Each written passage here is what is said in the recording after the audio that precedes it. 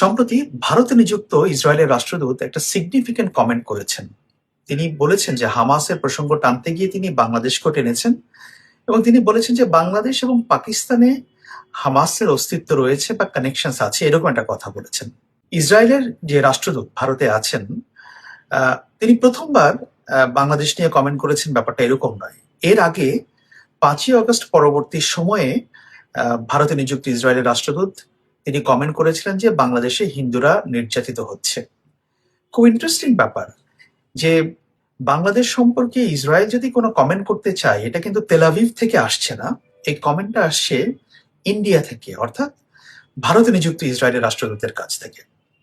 এখন প্রশ্ন হচ্ছে যে কেন ভারতের নিযুক্ত ইসরায়েলের রাষ্ট্রদূত এই ধরনের কমেন্ট করছেন? এটা হয়তো একটা কারণ হতে পারে যে ভারত সাম্প্রতিক সময়ে আমেরিকার উপর তার যে প্রভাব বা তাদের যে বন্ধুত্ব, এখানে ভাটা পড়েছে। এখন বাংলাদেশ প্রসঙ্গে ভারত যদি কোনো কিছু করতে চায়, তাহলে সেক্ষেত্রে তারা ইসরায়েলকে ব্যবহার করতে পারে, হয়তো বা আমেরিকার উপর ইনফ্লুয়েন্স ক্রিয়েট করার জন্য। আর ভারতের সঙ্গে ইসরায়েলের একটা গুরুত্বপূর্ণ সম্পর্ক আছে, বেশ বন্ধুত্বপূর্ণ সম্পর্ক। তো সেই সম্পর্কটা কেমন, তার একটা ধারণা দিলে পরে আপনারা বুঝতে পারবেন যে আসলে কেন ভারতে নিযুক্ত ইসরায়েলের রাষ্ট্রদূত এসব কথাবার্তা বলছেন। ভারত কিন্তু একসময় ফিলিস্তিনিদের পক্ষে ছিল, অর্থাৎ ফিলিস্তিনিদের অধিকারের প্রশ্নে ভারতের একটা জোরালো অবস্থান ছিল। 1947 সালে জাতিসংঘে যখন ফিলিস্তিনকে ভাগ করে ইসরায়েল এবং ফিলিস্তিন নামে দুটি রাষ্ট্র প্রতিষ্ঠার কথা বলা হয়েছিল, তখন সেটির পক্ষে ভোট দিয়েছিল 33টি দেশ, আর বিপক্ষে ভোট দিয়েছিল 13টি দেশ। যে 13টি দেশ বিপক্ষে ভোট দিয়েছিল তার মধ্যে ভারত ছিল অন্যতম।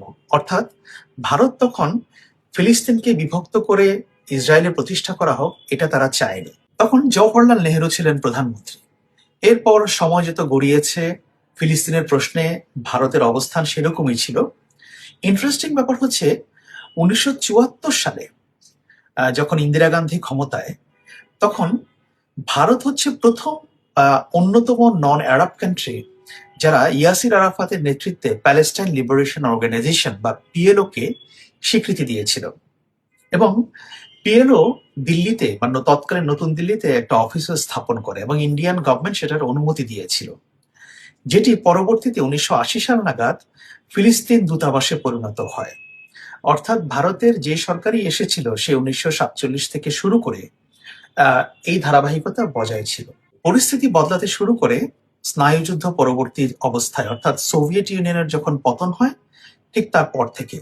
এবং 1992 সালের শুরুতে ভারত এবং ইসরায়েল তাদের কূটনৈতিক সম্পর্ককে আনুষ্ঠানিকতা দেয় এবং ইসরায়েলের কাছ থেকে ভারত অস্ত্র কিনতে থাকে, বিভিন্ন ইন্টেলিজেন্স এবং বিভিন্ন স্পাইওয়্যার তারা কেনা শুরু করে এবং বেশ মোটা অঙ্কের অস্ত্র ভারত ইসরায়েলের কাছ থেকে কিনত।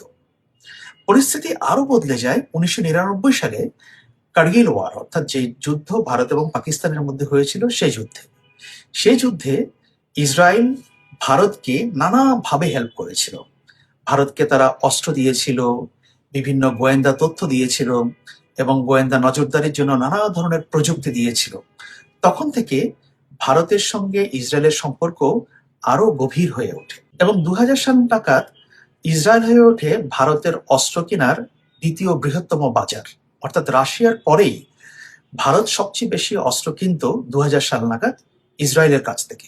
শুধু অস্ত্র নয়, সেখানে বিভিন্ন গোয়েন্দা নজরদারি ইকুইপমেন্টস ছিল, আরো নানা কিছু তারা ইসরায়েলের কাছ থেকে কিন্তু। সম্পর্কের বদলে যাওয়ার এই ধারা আরো বেশি জোরালো হয় যখন নরেন্দ্র মোদী 2014 সালে ভারতে ক্ষমতায় আসেন।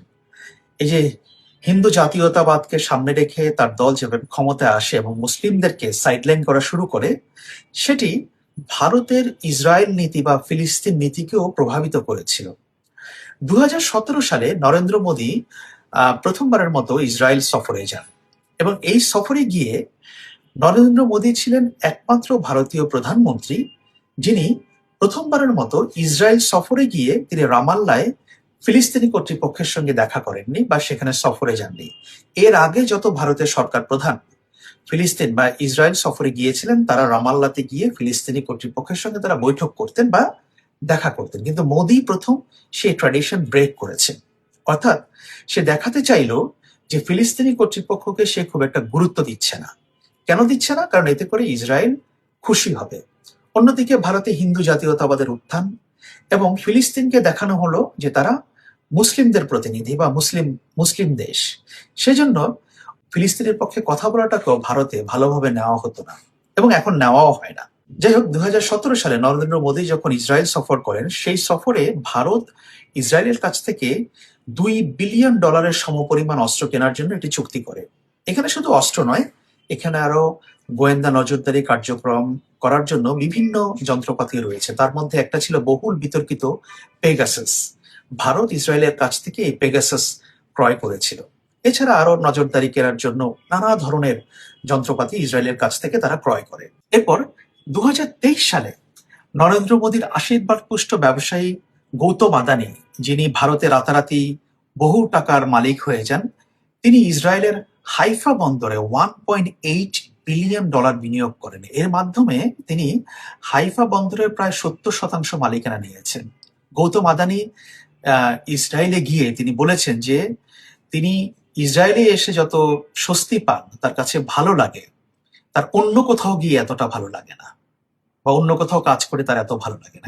2026 সালে নরেন্দ্র মোদী দ্বিতীয়বারের মতো ইসরায়েল ভ্রমণ করেন এবং তখন তাকে ইসরায়েলের পার্লামেন্টে একটা মেডেল পুরস্কার দেওয়া হয়, যেটা প্রথম। এটা ইসরায়েলের পার্লামেন্ট যে কেনেসেটের যে মেডেল সম্মাননা, সেটি নরেন্দ্র মোদীকে দেওয়া হয় এবং বিভিন্ন ইন্টারন্যাশনাল মিডিয়া রিপোর্টে বলা হচ্ছে নরেন্দ্র মোদী হচ্ছেন একমাত্র বিদেশি সরকার প্রধান যাকে ইসরায়েল এই সম্মানে ভূষিত করেছে।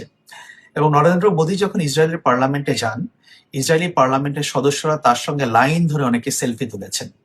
অর্থাৎ ইসরায়েল ভারতকে কতটা গুরুত্ব সহকারে দেখে, এর মাধ্যমে বোঝা গেছে। ফিরে আসি পূর্বের প্রসঙ্গে।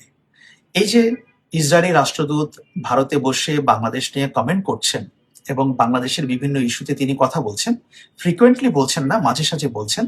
এর আগে একবার বলেছেন হিন্দুদেরকে নিয়ে, এখন আবার বলল হামাস প্রসঙ্গে। সো এটা কি শুধু ইসরায়েলেরই কথা, নাকি এটার সঙ্গে ভারতেরও কোনোভাবে সায় রয়েছে? এই বিষয়গুলো পর্যালোচনার প্রয়োজন আছে।